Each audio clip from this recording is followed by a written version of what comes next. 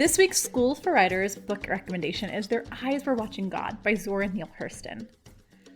On this week's episode of the School for Writers podcast, Octavia Raheem and I talked about our love for this book, and it truly is a beautiful book.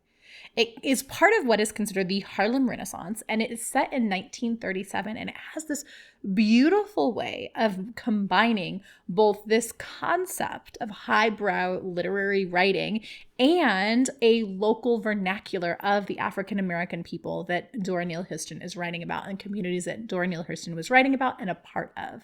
At its root, it is a love story, but I feel like it's more than just about the characters in love. I feel like it's Zora Neale Hurston's love story to her community, to their culture and their language. I love that we see so much of the characters through the gossiping little biddies that are sitting on the porch talking about why this person's here in town and what they're here to do.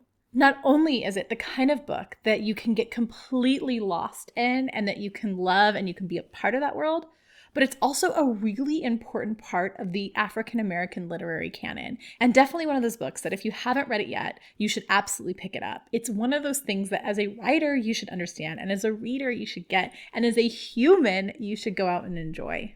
Once again, this week's book recommendation is Zora Neale Hurston's Their Eyes Were Watching God. And I highly suggest listening to it on audiobook. It is narrated by Ruby Dee, who you might know from the Jackie Robinson story. And I just love her voice so much. And I really think that she has an amazing way of adding even more texture and depth to this already texturized and deep book.